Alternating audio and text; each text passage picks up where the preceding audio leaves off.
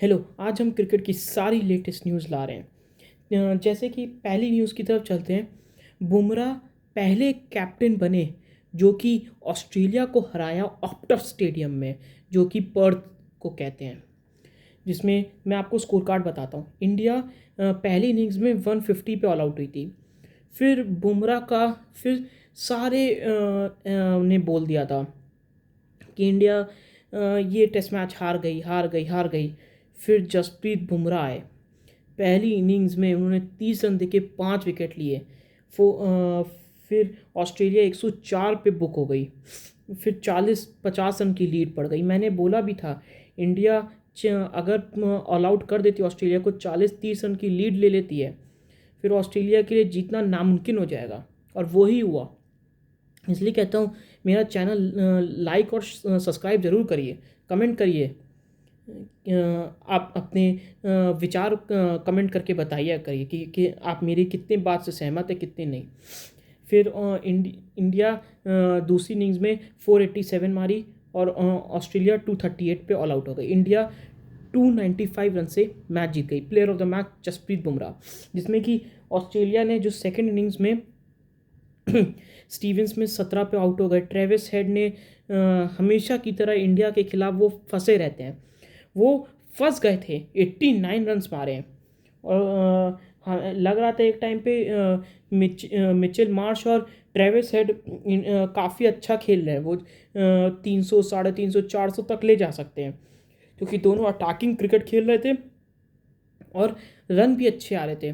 फिर जसप्रीत बुमराह ने अपना लंच के बाद काफ़ी देर, लंच में तो काफ़ी देर उन्होंने बॉलिंग नहीं की। लंच के बाद फिर एक स्पेल लाए, उसमें ट्रेविस हेड को आउट कर दिया। वहाँ से ऑस्ट्रेलिया बिखर गई पूरी।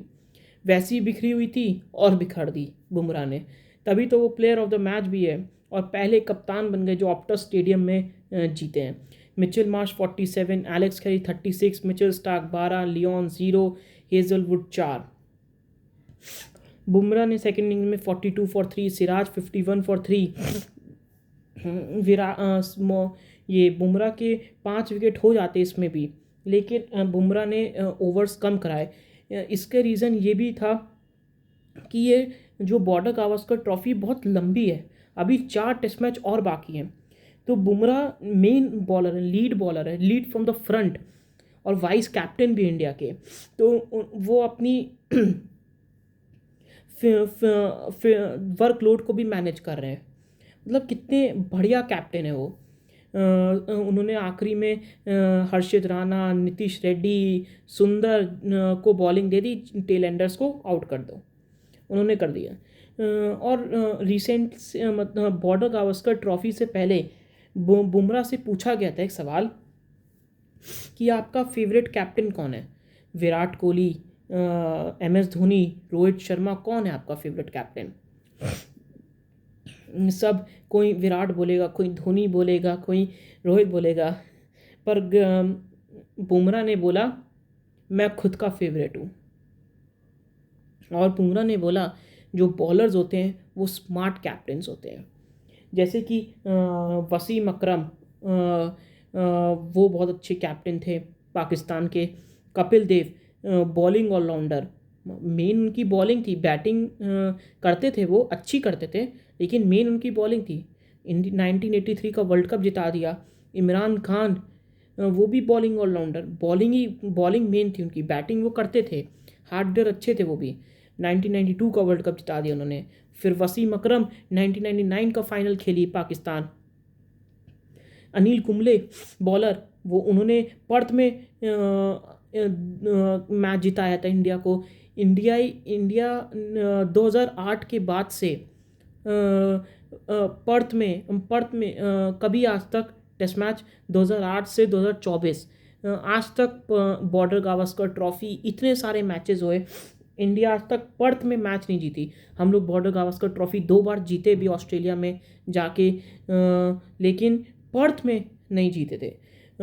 वो अनिल कुंबले ने किया था, वो भी बॉलर एज अ कैप्टन बहुत बढ़िया थे। और फिर अब जसप्रीत बुमराह ने, तो जसप्रीत बुमराह ने अपनी बात को जस्टिफाई किया। लोग उनके ऊपर हंस रहे थे कि ऐसा बोल दिया उन्होंने, लेकिन प्रूफ कर दिया आज उन्होंने।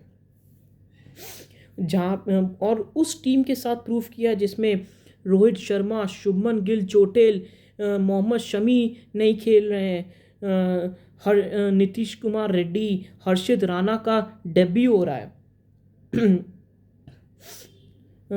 विराट पे फॉर्म पे सवाल थे, मतलब।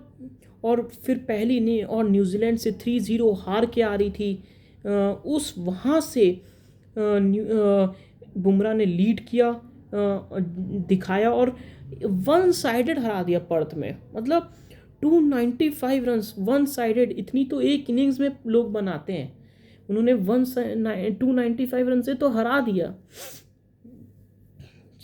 चलिए दूसरी न्यूज़ की तरफ चलते हैं। 14 साल के बाद लौट आए भुवनेश्वर कुमार।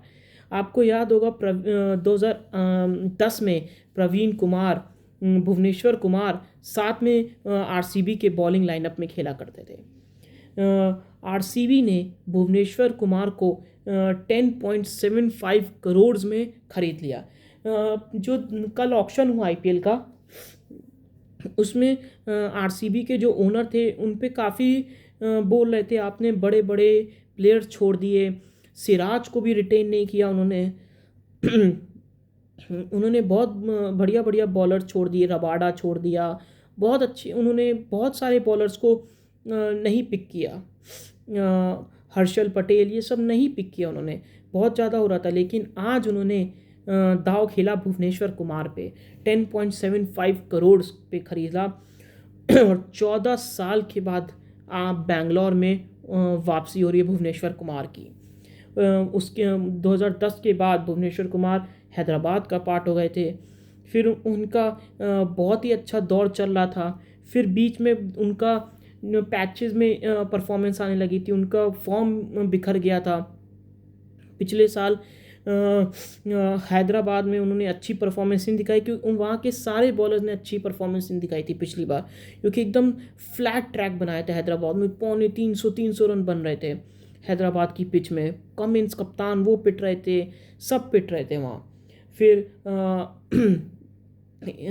भुवनेश्वर कुमार इंडियन पेसर में हाईएस्ट आईपीएल विकेट टेकर हैं, पावर प्ले में सबसे ज़्यादा विकेट लेने वाले बॉलर हैं, मिडन ओवर्स फेंकने वाले सबसे नंबर 1 बॉलर हैं। फिर अब पर 2016-17 के जो 16 में उन्होंने हैदराबाद को जिताया था, उसमें 16-17 के सीज़न में वो पर्पल कैप होल्डर हैं। तो इस बार आरसीबी की बॉलिंग लाइनअप थोड़ी अच्छी लग रही है। पावर प्ले में हेजलवुड और भुवी और यश दयाल बॉलिंग कराएंगे। फिर उन्होंने एक हैरानी ये हुई कि वॉशिंगटन सुंदर पे नहीं गए, कृणाल पांड्या पे गए। वॉशिंगटन सुंदर तीनों फॉर्मेट खेलते इंडिया की तरफ से, कृणाल पांड्या अच्छे ऑलराउंडर हैं नो डाउट, लेकिन वॉशिंगटन सुंदर की तरफ जा सकती थी आरसीबी। चलिए कोई नहीं, कृणाल पांड्या भी अच्छे ऑलराउंडर हैं।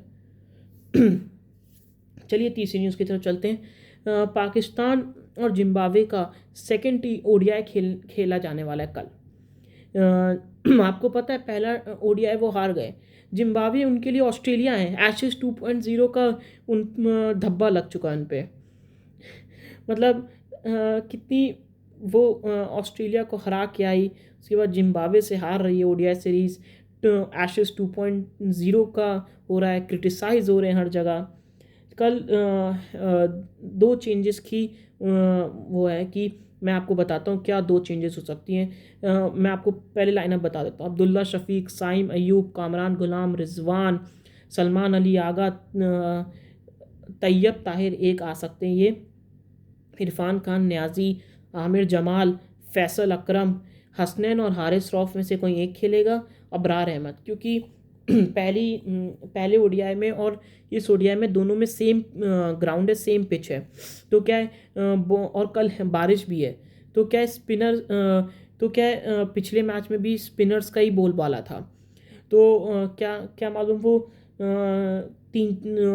दो स्पिनर के साथ एक ऑलराउंडर के साथ और फिर सलमान अली आगा भी बॉलिंग करा देंगे, तो इस कॉम्बिनेशन में जा रहे हैं। तो 2 चेंजेस हो गए, एक अबरार आ रहा है और एक तैयब ताहिर। चलिए चौथी न्यूज़ की तरफ चलते हैं। जो ग्लोबल T20 लीग है उसमें Carlos Brathwaite, remember the name, आपको याद होगा यान बिशप की वो कमेंट्री जिसमें 2016 में बेन स्टोक्स को 4 छक्के मारे थे। कार्लोस ब्रैथवेट, यान बिशप की commentary, remember the name Carlos Brathwaite, वो लाहौर ग्लोबल T20 में लाहौर के कप्तान बन गए। चलिए पांचवी न्यूज़ की तरफ चलते हैं। वेस्ट इंडीज़ और बांग्लादेश का जो टेस्ट मैच चल रहा है उसमें लंच ब्रेक चल रहा है अभी, डे 4 का। वेस्ट इंडीज़ अभी 242 रन से आगे है, जिसमें कि पहले इनिंग्स में वेस्ट इंडीज़ ने 490 मारे थे। बांग्लादेश ने 269 फॉर 9 पे डिक्लेयर किया, जिसमें मोमिन हक 50, लिटिन दास 40, जाकिर अली 53, अलजारी जोसेफ ने 3, जेडन सील्स और जस्टिन ग्रीव्स ने 2-2 विकेट लिए।